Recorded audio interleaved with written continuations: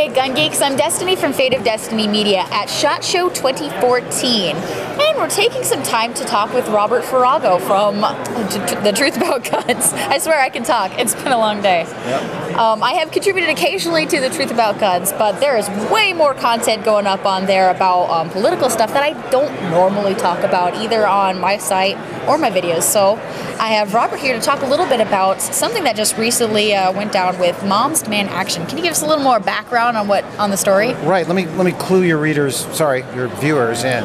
Your viewers can read, so we can call them readers. I would hope. Yeah.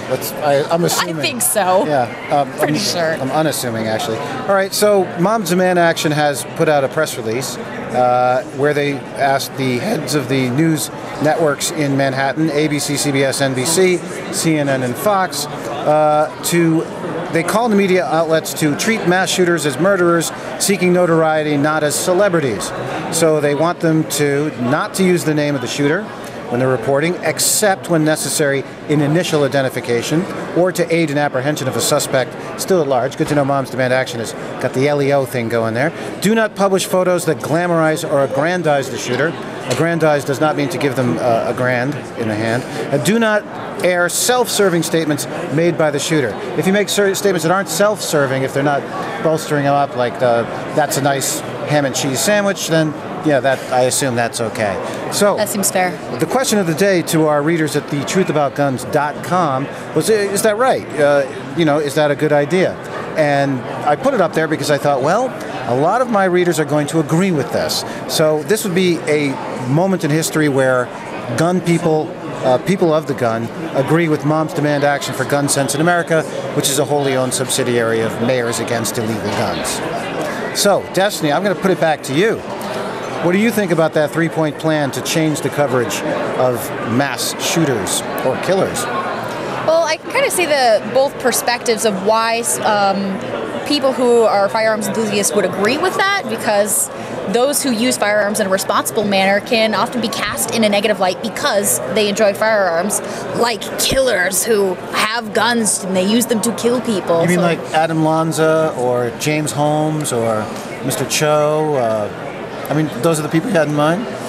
So, yes, folks like that. Right. Exactly. Right. So when folks like Lanza go out and make negative names no, for... you've got to say, he who shall not be named goes out. Or Voldemort. I was just going to say, does he have a nose? Because they might be related. Excuse me, that's a bit of a digression, but how can a guy reconstitute his entire body and can't get his nose there?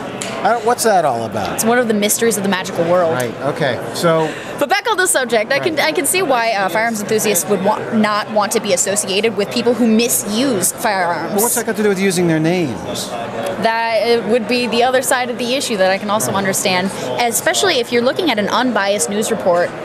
If you don't want to... Isn't that a bit of an oxymoron there? If you want to have an unbiased news report, it makes sense to me looking at it from that purely antiseptic angle, that using their name, that is their name, that is how they're going to be referred on any kind of legal documentation, and why would you doctor it in any other manner or I got you. use any other type of light. You're reporting, and a reporter reports the facts, and the name of the killer is a fact. It's interesting to me that Moms Demand Action talks about shooters rather than killers, as if the only type of mass murderer is a shooter. As we know, there was a pressure cooker bomb in Boston. The greatest school tragedy, killing of children, was a huge bomb. There are different ways that people create mass murder, and it's just interesting that they want the shooter to be identified. So it would then say that if you said the shooter, it's always focusing on the gun. So from their point of view, it's actually kind of clever, because if they did that, it would put more emphasis on the gun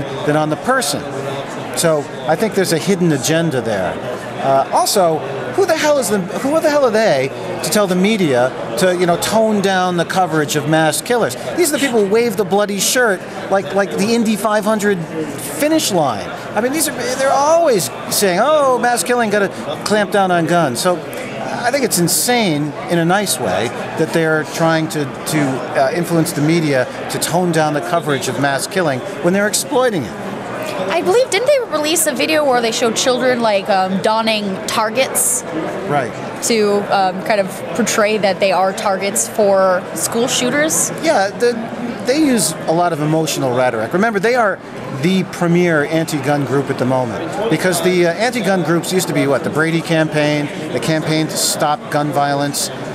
They were always using facts, and here's the concealed carry killers. But moms use emotion. It's all about emotions, and the ads reflect that. The statistics aren't important to them. It's just all about how they feel, and of course, mothers feel things more than anyone else.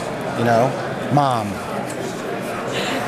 Well, if you wanted to read more about the whole report that Robert wrote up, you can check out thetruthaboutguns.com. And I pose the question to you guys, what do you think? Do you think that the killers should be left as anonymous as possible? Or is it appropriate to use their names? Let me know in the comments, and stay tuned for some more SHOT Show coverage in 2014.